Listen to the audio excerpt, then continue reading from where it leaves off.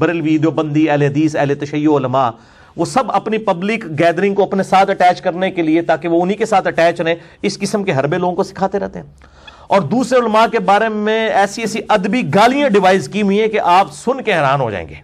ایسی ایسی ادبی گالیاں، میں 10 گالیاں آپ کو بتاتا ہوں جو وہ عموماً دیتے ہیں، ادبی گالیاں. نمبر 1 بد مذہب ہے یہ مخالفین کے لیے. نمبر 2 بد عقیدہ.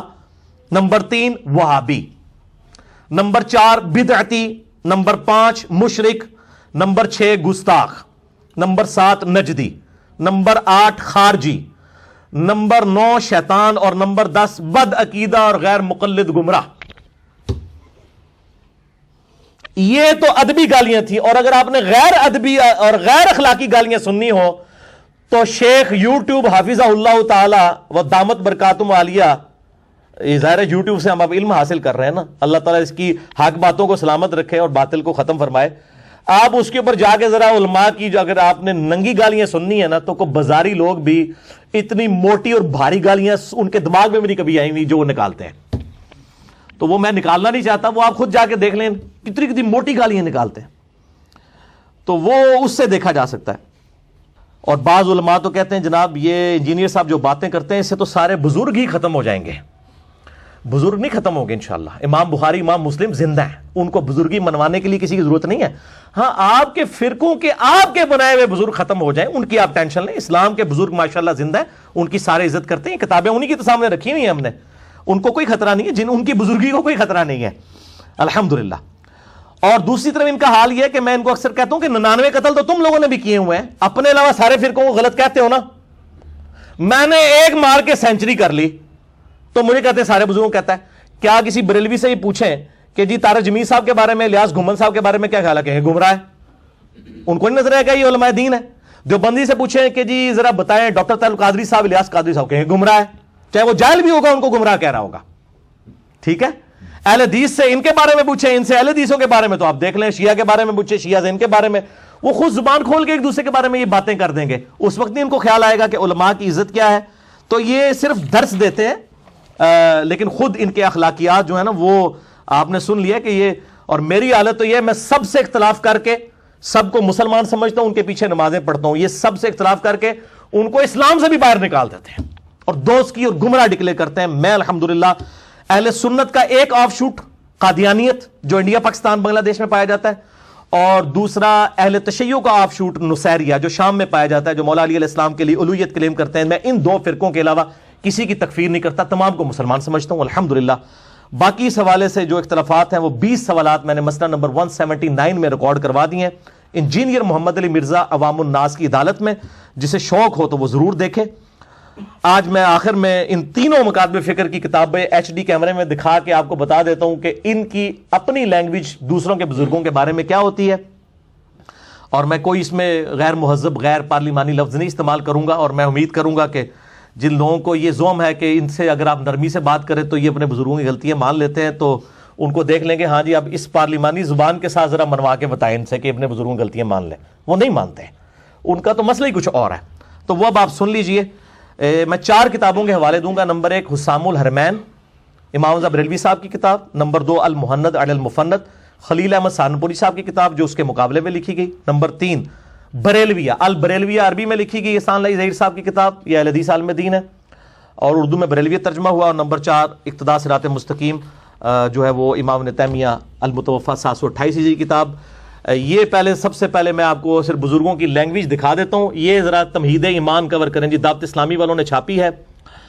ما حسام الحرمین، یہ 1905 میں امام رضا بریلوی المتوفیٰ 1340 ہجری بمطابق 1921 نے یہ کتاب لکھی، جس میں 5 کفر کے فتوے لگائے. پہلا غلام احمد قادیانی پہ اور باقی 4 جو ہیں وہ علماء دیوبند اور اہل حدیث علماء کے اوپر.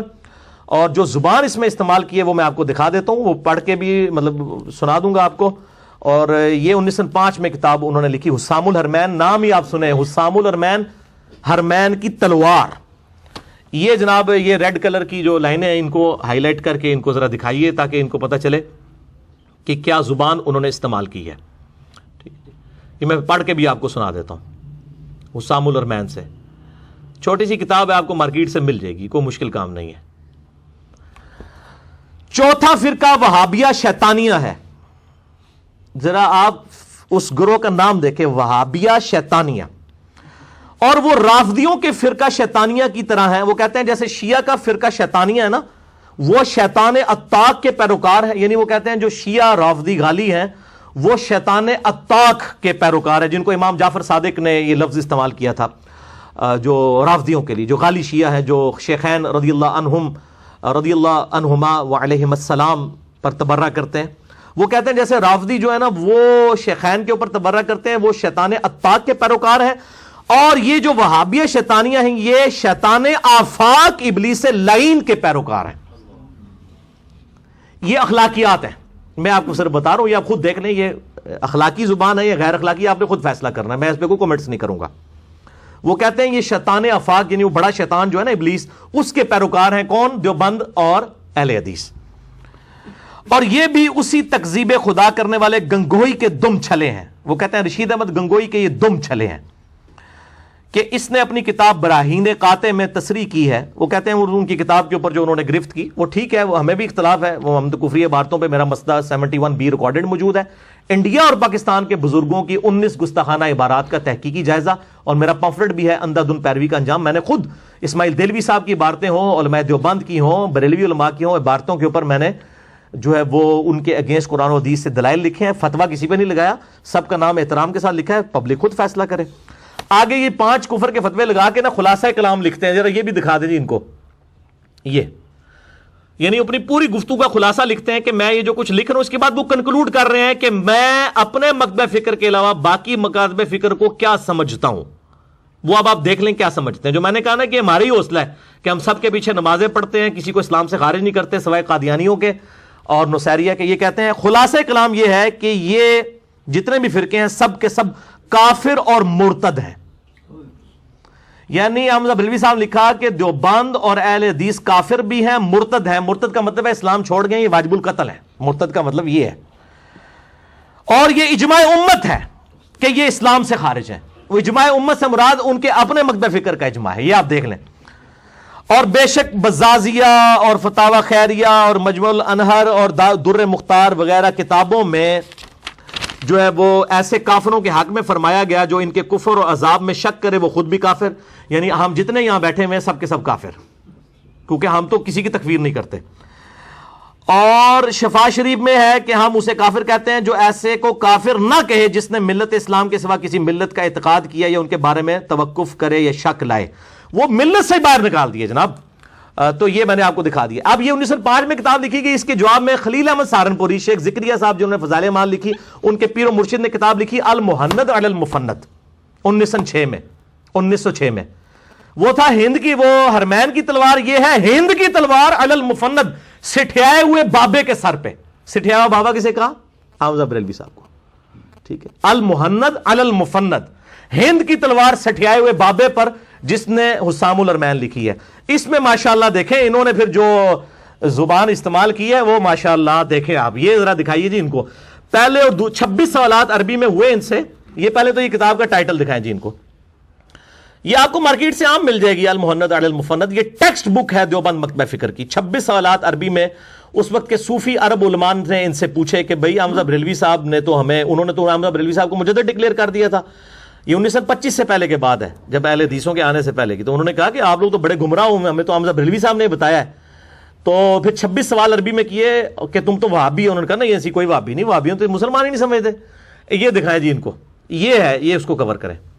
یہ جو ریڈ لائن ہے المہند علی المفند, ہند کی تلوار سٹھیائے ہوئے بابے کے سر کے اوپر. اس میں ذرا آپ لینگویج دیکھ لیجئے گا, پھر آپ کو پتہ چل جائے گا کہ انہوں نے کیا زبان استعمال کی ہے. ٹھیک ہے جی. یہ کہتے ہیں کہ حمزہ بریلوی صاحب نے چونکہ فتوے لگائے تو یہ کہتے ہیں چونکہ ہمارے مشائخ رضی اللہ عنہم, یہ علماء دیوبند کو کہہ رہے ہیں رضی اللہ عنہم, احیاء سنت میں صحیح کرتے اور بدعت کی آگ بجھانے میں مستعد رہتے تھے, اس لیے شیطانی لشکر کو ان پر غصہ آیا. یعنی بریلوی علماء کو اور حمزہ بریلوی صاحب کا شیطانی لشکر, انہوں نے بھی شیطان کا, انہوں نے شیطان. اور ان کے کلام میں تعریف کر ڈالی. وہ کہتے ہیں ہم نے تو یہ گستاخیاں کی نہیں, اس نے خود سے بنا دی, اور ان پر بہتان باندھے, طرح طرح کے افطراء اور خطاب وہابیت کے ساتھ متہم کیا, مگر حاشا کہ وہ ایسے ہوں, بلکہ بات یہ ہے کہ یہ سنت اللہ ہے کہ جو خواص اولیاء میں ہمیشہ جاری رہی ہے. چنانچہ اللہ تعالیٰ اپنی کتاب میں فرماتا ہے کہ اور اسی طرح ہم نے ہر نبی کے دشمن بنائے جن و انس کے شیاطین. وہ کہتے ہیں جیسے قرآن میں ہے نا کہ نبیوں کے دشمن جنوں اور انسانوں میں ہوتے ہیں شیاطین, اس طرح ہمارے جو اولیاء دیوبند رضی اللہ عنہم ہیں ان کے دشمن شیاطین اور جنوں اور انسانوں میں حمزہ بریلوی اور ان کے پیروکار ہیں, یہ انہوں نے کہا. اچھا جی, اب 12ویں سوال کے جواب میں وہ کہتے ہیں, ان سے پوچھا گیا کہ اہل حدیثوں کے بارے میں آپ کا کیا خیال ہے. آج تو یہ بھائی بنے ہوئے نا ریالوں کے چکر میں, آپ دیکھیں ادھر انہوں نے اہل حدیثوں کا یہ خارجی ہیں, اور خارجی کا مطلب ہے دوزخ کے کتے. یہ ان کو انڈر لائن کرے جی, یہ والا جو ہے یہ والی لائنیں صرف دکھائے. 12ویں سوال کے جواب میں ورڈ بائی ورڈ میں آپ کو پڑھ کے سناتا ہوں, آپ حیران ہو جائیں گے کہ زبان کیا استعمال کرتے ہیں.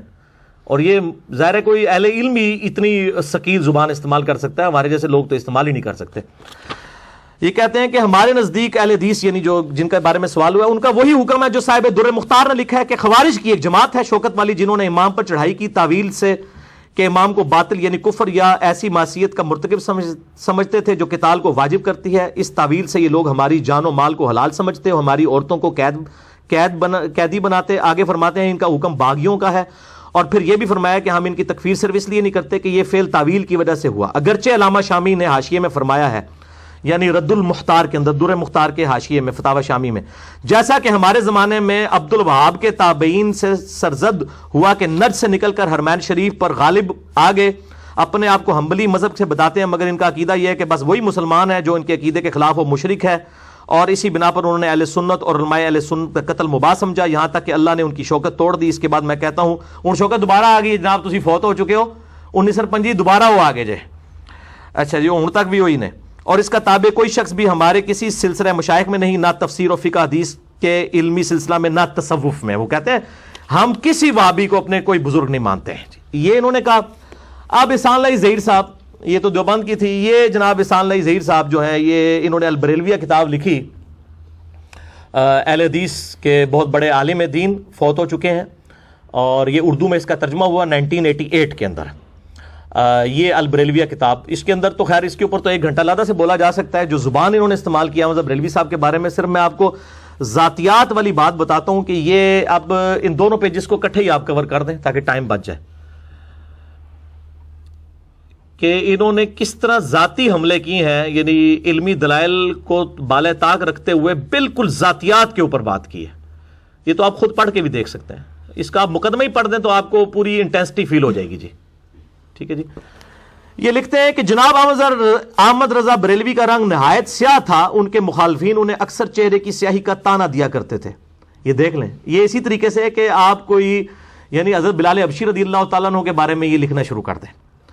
ان کے خلاف لکھی جانے والی یہ کتاب کا نام ہی التین اللازب علی الاسود الکاذب. وہ کہتے ہیں ان کے خلاف ایک کتاب لکھی گئی ہے کہ چپکی ہوئی مٹی کالے چہرے والے کے منہ پر.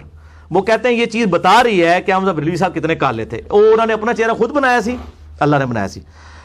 پھر لکھتے ہیں کہ جناب احمد رضا نحیف و نزار تھے, درد گردہ اور دوسری کمزور کر دینے والی بیماریوں میں مبتلا تھے, کمر کی درد کا شکار رہتے تھے. اس طرح یہ علمی باتیں ہو رہی ہیں جناب, علمی باتیں.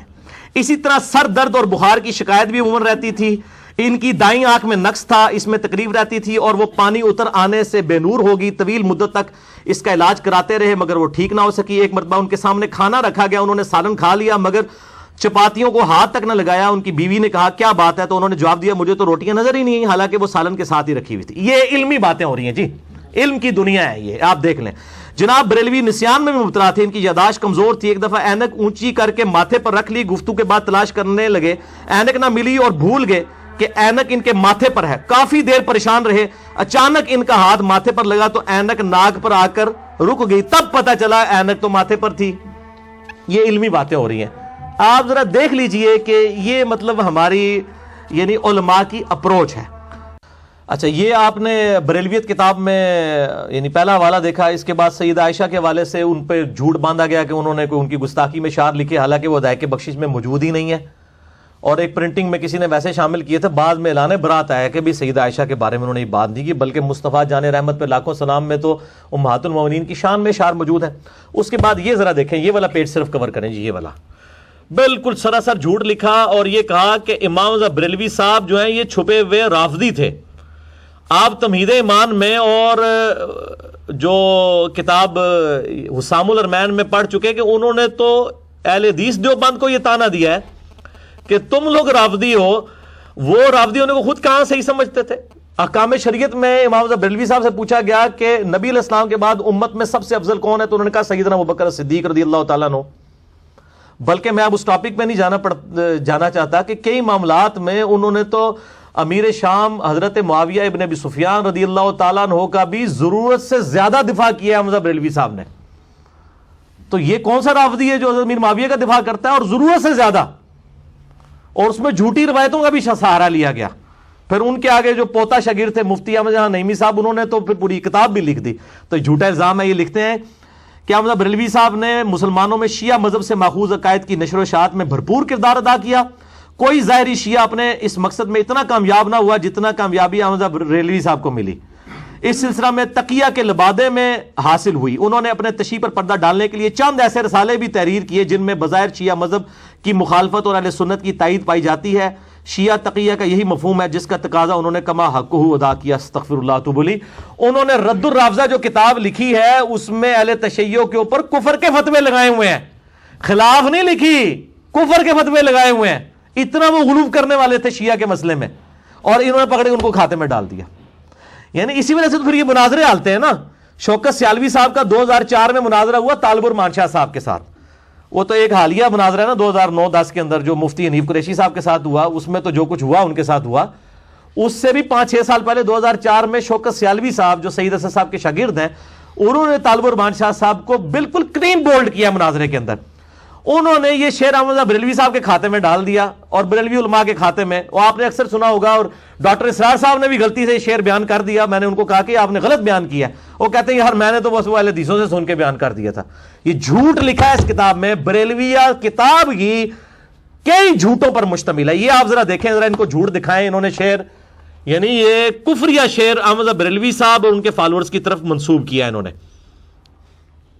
اور اس کی وجہ سے شوکت سیالوی صاحب سے طالب الرحمان شاہ صاحب کو مناظرے میں 40 منٹ تک انہوں نے کہا شاہ صاحب میں مناظرہ چھوڑ دیں گا، تسی یہ شعر ساڑی کتاب تو کٹ کے دسو، یہ تو کفری شعر ہے، ہم تو مانتے ہی نہیں اس کو. وہی جو مستوی عرش تھا خدا ہو کر اتر پڑا مدینے میں مصطفیٰ ہو کر، ولیعوذ باللہ تعالی. یہ اکثر اہل حدیث کوٹ کر رہے ہوتے ہیں، توصیف راہدی صاحب بھی، باقی علماء بھی. یہ شعر کسی کتاب کے اندر موجود ہی نہیں ہے احمد رضا بریلوی صاحب کی، نہ ان کے کسی اتھینٹک عالم دین کی. پھر تذکرۃ الغوثیہ سے اشعار پیش کیے. انہوں نے کہا کہ احمد رضا بریلوی صاحب تو فتاوی رضویہ میں لکھ گئے ہیں کہ تذکرۃ الغوثیہ کتاب شرک کا پلندہ ہے، اس کی خرید و فروخت حرام ہے، اسے گھر میں رکھنا حرام ہے، اور آپ اس کتاب کی کفریات احمد رضا بریلوی صاحب کے کھاتے میں ڈال رہے ہیں. لیکن جب بندہ مطلب ایک اتر آئے مخالفت میں تو اس کا کوئی علاج نہیں ہے. اور یہ نہ سمجھیے گا کہ یہ مطلب اب ان سے میں پوچھتا ہوں کہ یہی فتوے کیا امام ابن تیمیہ المتوفی 728 ہجری پہ لگائیں گے، جن کی یہ کتاب اقتداء صراط مستقیم دارالاسلام سے چھپی ہوئی؟ ٹھیک ہے، ان کو بھی بدعتی اور دوستی اور یہ سارا کچھ کہیں گے. میں اکثر ان کے حوالے دیتا ہوں، آج بھی میں دکھا دیتا ہوں. آپ دیکھ لیں کہ ان کے عقائد کیا اہل حدیث والے عقائد ہیں، تو کیا اس پہ وہ اجتہادی غلطی کہہ کے چپ کر جائیں گے، یا ان کے اوپر خارجی اور نجدی اور بد مذہب اور بد عقیدہ ہونے کا فتویٰ لگائیں گے؟ یہ دیکھیں انہوں نے میلاد والے چیپٹر کے اندر لکھا، یہ ذرا کور کریں جی ریڈ لائنوں میں، اقتداء صراط مستقیم میں. نیچے ترجمہ کرنے والے کو تو شرم آئی، اس نے فٹ نوٹ لگا دیا کہ بھئی حضرت صاحب سے کوئی کام غلط ہو گیا ہے، لیکن فتویٰ پھر بھی کوئی نہیں کسی نے لگایا ان کے اوپر. انہوں نے میلاد کے کانٹیکسٹ میں لکھا، یہ جو میلاد منایا جا رہا ہے یہ عیسائیوں سے مسلمانوں نے لیا. عیسائی بھی کرسمس مناتے تھے، مسلمانوں نے وہ میلاد منانا شروع کر دیا. اور اس کے بعد جو انہوں نے جملہ لکھا وہ بہت خطرناک ہے. وہ کہتے ہیں کہ اللہ تعالیٰ اس بدعت پر نہیں، یعنی یہ جو میلاد منانے کی بدعت ہے اس پر تو نہیں، لیکن اس محبت اور اجتہاد پر انہیں ثواب دے گا. یعنی جو میلاد مناتے ہیں نا، چونکہ وہ حضور کی محبت میں منا رہے ہیں صلی اللہ علیہ وآلہ وسلم، لہٰذا ان کو ثواب ہوگا. تو پھر تو شیعہ بھی جو ماتم کر رہے ہیں وہ بھی اہل بیت کی محبت میں کر رہے ہیں، ان کو بھی ثواب ہوگا.